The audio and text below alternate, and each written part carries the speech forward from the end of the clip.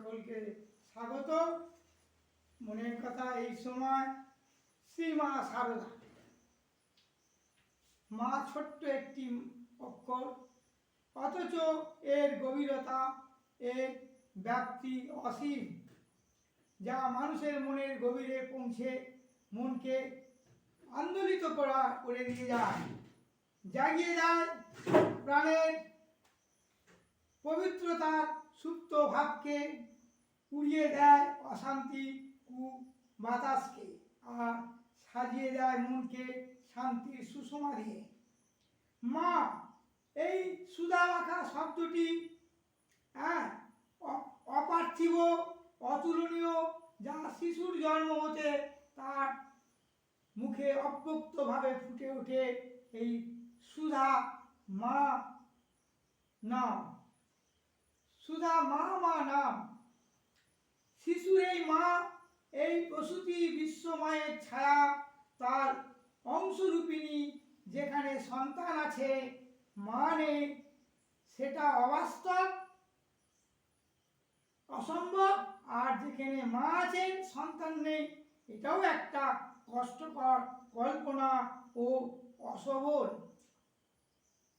মার সত্তা নিয়েই তো সন্তানের সত্তা, বিশ্বমায়ের সত্তা নিয়েই তো বিশ্বের সত্তা। বিশ্ব প্রসূতিনী যার স্নেহ সুধায় প্রাণ পরিতৃপ্ত হয়, তিনিই মা। আমরা সাধারণত বুঝি মায়ের স্নেহ, করুণা, হয়চুকি ভালোবাসা, ক্ষমা,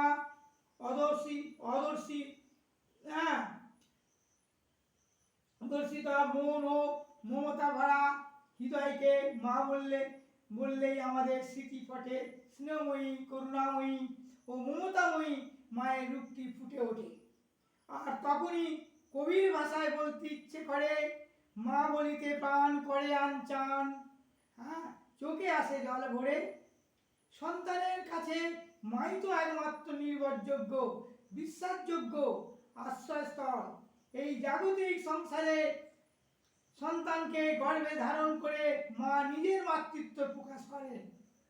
সংসারে শুধু নিজের সন্তানটির জন্যই মায়ের মাতৃত্ব দেখি, নিজের সন্তানকে কেন্দ্র করি মায়ের ভালোবাসা, ভালো লাগা আবর্তিত হতে থাকে। আর সন্তানের সাফল্যে মা হন গর্বিতা,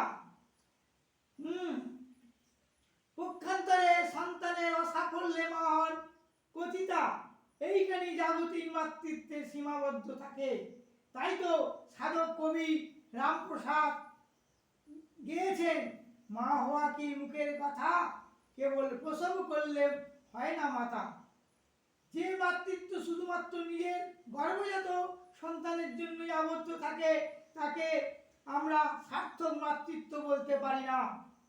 সার্থক মাতৃত্ব হলো পক্ষপাতহীন, যেখানে দুর্জন সুজনের কোনো ভেদাভেদ থাকবে না। আর আমাদের এই বাংলারই এক পল্লী গ্রামে জয়রামবাটিতে হেমন্তের এক শুভ সন্ধ্যায় মানবী তনুতে আবির্ভূত হয়েছিলেন এমনই একজন মা। তিনি একটি সন্তানকেও গর্ভে ধারণ না করে শুধু অপার্থিব স্নেহ ভালোবাসার দ্বারা হয়ে উঠেছিলেন সমগ্র বিশ্বের জননী। তিনি হলেন আমাদের সকলের মা সারদা, যিনি নিজ মুখে বলেছেন, আমি সত্যিকারের মা, গুরুপত্নী নয়, পাতানো মা নয়, কথার কথা নয়, সত্য জননী। মায়ের স্বার্থশূন্য ভালোবাসায় ভরা পবিত্র জীবন আমাদের মুগ্ধ করে। মায়ের চারিত্রিক বৈশিষ্ট্যগুলো আমাদের তার প্রতি আকৃষ্ট করে। মা বড় বড় বই লেখেননি, বড় বড় সভায় বক্তব্য রাখেননি, বিশ্ববিদ্যালয়ের কোনো উপাধিও তার ছিল না। তিনি শুধু একটি তুলনাহীন মহাজীবন যাপন করে গেছেন। অবতার বরিষ্ঠ শ্রীরামকৃষ্ণ দেবের সহধর্মিণী হয়েও তার অহংশূন্যতা ভাবা যায় না। আমাদের মা গর্ভে ধারণ না করলেও তিনি যে আমাদের সকলের মা, তা তার জীবন দিয়ে দেখিয়ে গেছেন। ধনী দরিদ্র, সৎ অসৎ, মূর্খ জ্ঞানী সন্ন্যাসী